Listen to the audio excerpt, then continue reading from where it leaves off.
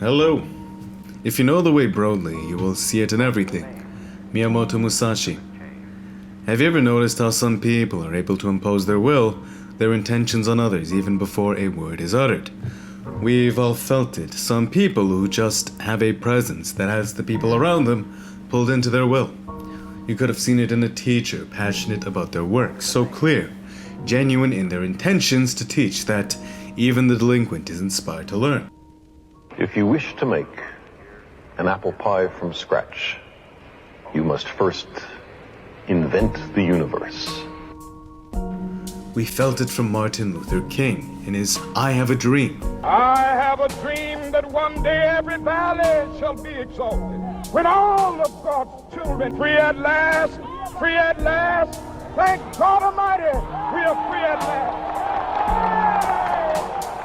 Regardless of what you think of Donald Trump, he is a master of controlling the moment, giving us a partial answer to his charisma. And I'm sure some maybe do use that word in this form. I will. Because people want to hear the truth, Frank. They want to hear the truth. Excuse me. Referring to John McCain, a war... You got to let me speak, though, Frank, because you interrupt all the time, okay? So... No, I know him too well. That's the problem. The Dalai Lama, with his clear and present mind, holding the intention of all those around him regardless of how soft and gentle he spoke.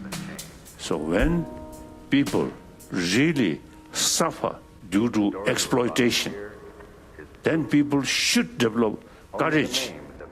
Bruce Lee, don't think, feel a man.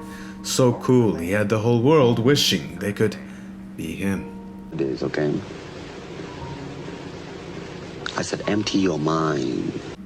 Your mind, it has to be empty. All I do when I go into the cage is empty my mind. I have a clear mind. I don't think of nothing. And my mind is clear. You can't have evil thoughts. You can't have happy thoughts. You can't have sad thoughts. You can have no thoughts in there. It needs to be empty. Clear intention with minimal thought obstructing that intention. Regardless of if they were shouting their very soul into the arena or if they were speaking with a nurturing softness. All these men, they have one thing in common. Little thought or doubt obstructing their intention and a clear, resolute intention as they spoke. It's often almost as if they weren't thinking at all. Instead, just flowing with the moment with that clear intention as their edge.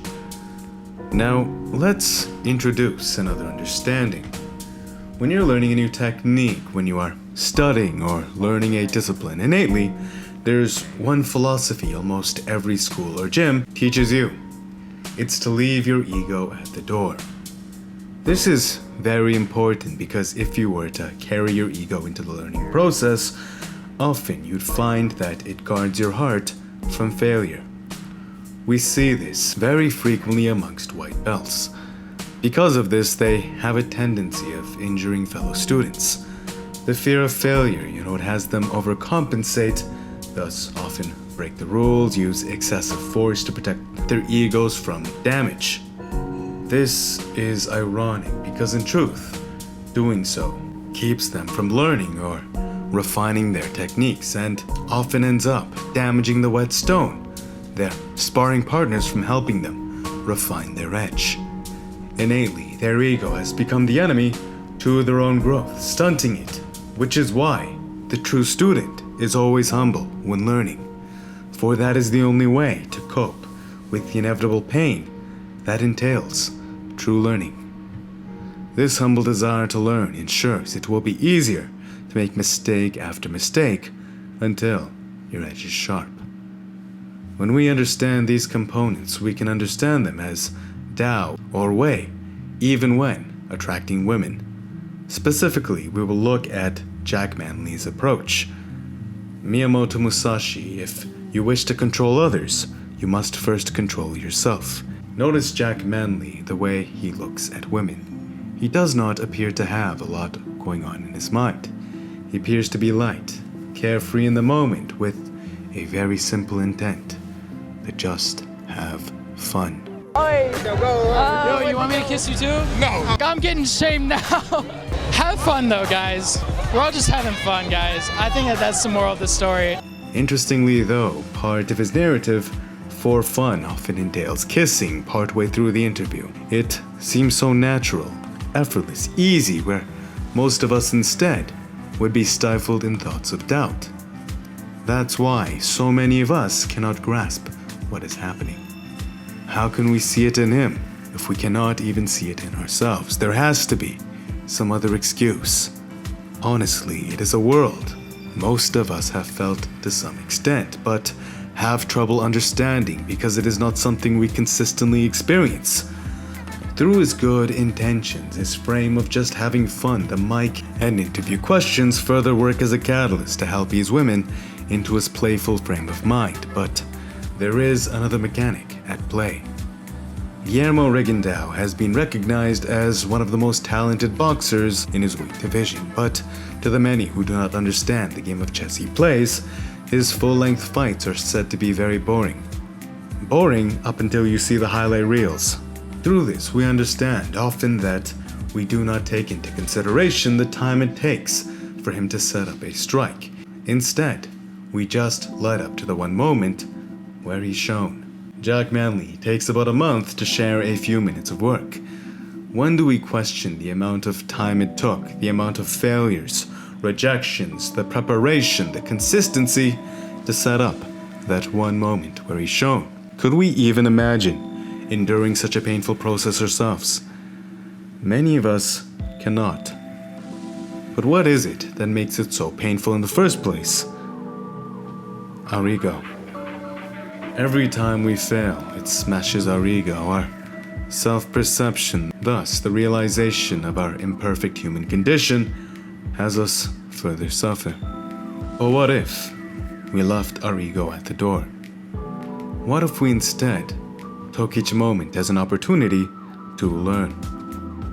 So as long as our intentions were good and we genuinely desire to grow from each moment of failure, could anything really hurt us?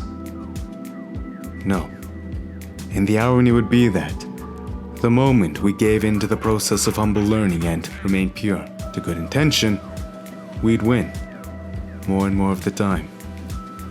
We would develop an intuitive feeling for how we should progress and keep doing better and better each time, thus effectively snowballing positive results. Such is the way with all disciplines.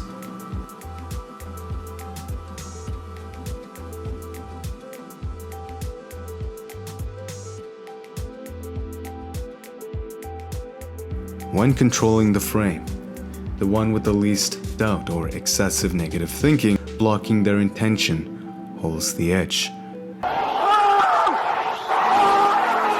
And when we seek to learn, grow, the one who leaves their ego at the door and embraces failure is the one who ends up learning, thus succeeding the most. These are philosophies that apply to all facets of life. It's as Socrates had said, the only true wisdom is knowing we know nothing. Accepting this provides us more magic than we realize. It puts us in a position where we may learn without any real repercussion. This, when combined with the edge of clear intention, I am certain will provide you all that you are looking for. If you'd like more from me, please subscribe. That's definitely great for the channel. Smash the like button if you enjoyed. It's good karma. And until next time, peace.